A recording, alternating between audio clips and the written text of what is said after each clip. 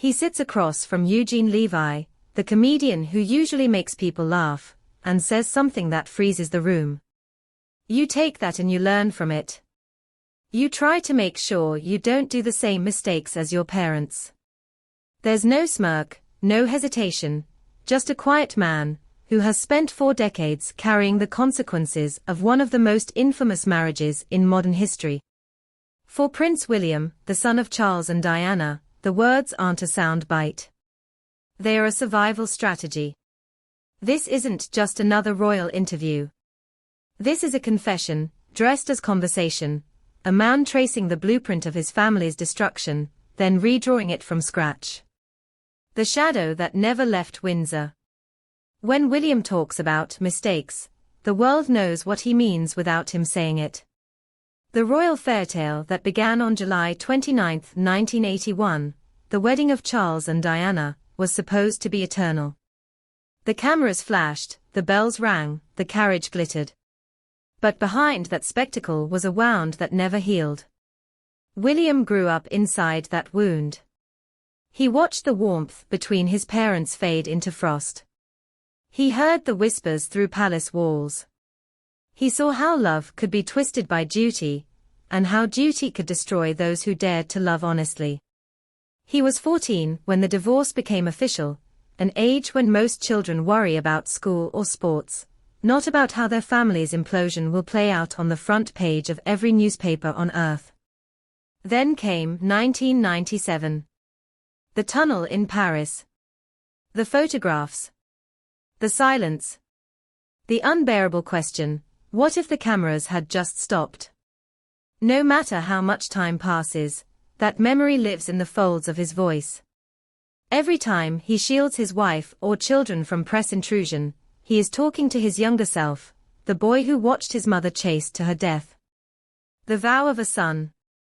I think it's really important that atmosphere is created at home, he tells Levy. You have to have that warmth, that feeling of safety, security, love. That all has to be there, and that was certainly part of my childhood. Then, his tone changes, softer, regretful. But that lasted a short period of time. The sentence lands like a confession. It's the moment when you realize this man has built his entire adulthood as a response to that brief window of peace that was stolen from him. That's why his marriage to Kate Middleton feels different. No scandal. No shouting. No palace drama spilling into tabloids. Just 2 people who weathered their share of storms before they ever walked down the aisle. William is not chasing perfection. He's protecting peace. A home, not a stage. We sit and chat at the dinner table, he says. It's really important. None of our children have any phones, we're very strict about that. It's a simple line, but it says everything about who he is now. The future King of England insists on normal dinners without screens, without distractions, without the world intruding. George, Charlotte, and Louis are being raised not as royal mascots, but as children who know what laughter sounds like when it isn't rehearsed. It's William's quiet rebellion, building a home instead of a palace, choosing conversations over crowns. Every bedtime story is an act of resistance against the ghosts of his past. The price of a public childhood. When he was a boy, there was nowhere to hide. The British tabloids devoured his mother's heartbreak, printing every whisper, every tear, every rumor. They wanted every bit of detail they could absorb, William says, his expression turning hard. They'd be everywhere. They would know things before you did. Imagine being a teenager and realizing the entire world believes it owns your story. Imagine learning to smile for photographers while your home life collapses. Imagine watching your mother break, publicly, painfully, and understanding too early that fame can feel like a trap. William doesn't have to imagine. He lived it. And that's why, decades later, when people criticize him for being private or guarded, he doesn't apologize. Privacy isn't his privilege. It's his penance. He knows what happens when the palace lets the press dictate the narrative. He knows the cost of feeding the public hunger for royal scandal. And he's done paying that price. Lessons from Diana's legacy. In every way that matters, William is his mother's son.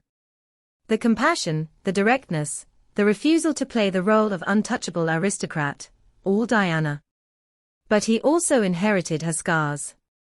She wanted a marriage built on love.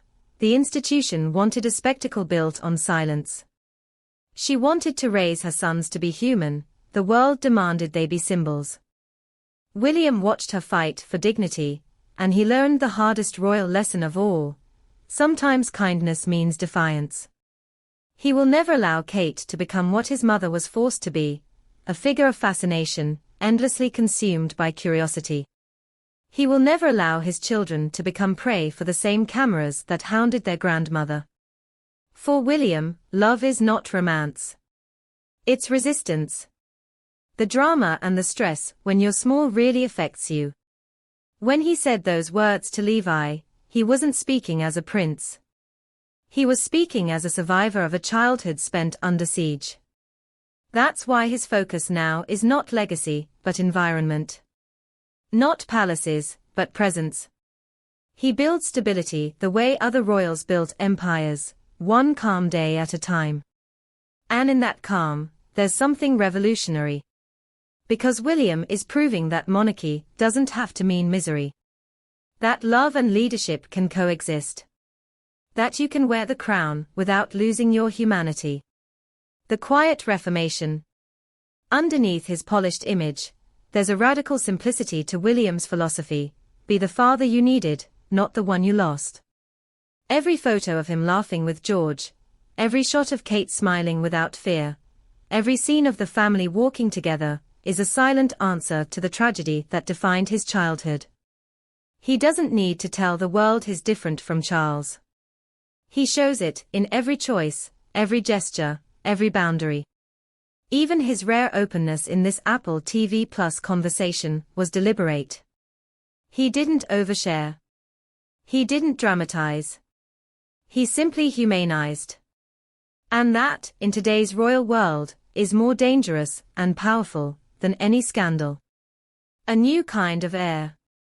When William says he doesn't want to repeat his parents' mistakes, he's not just talking about marriage, he's talking about monarchy. He knows that the old formula, stoicism, secrecy, and spectacle, no longer works. He's building a different model, emotionally intelligent, grounded, forward-looking. He doesn't want to perform royalty, he wants to redefine it. To make it something his children can inherit without resentment. Something that doesn't destroy what it's meant to protect. From tragedy to transformation. So when he says warmth, safety, love, he isn't describing luxury, he's describing survival. That's what Diana wanted for him, what she died trying to give. And now, at 43, William is finally giving it to someone else. For Kate. For George. For Charlotte. For Louis. And maybe, in some small way, for himself.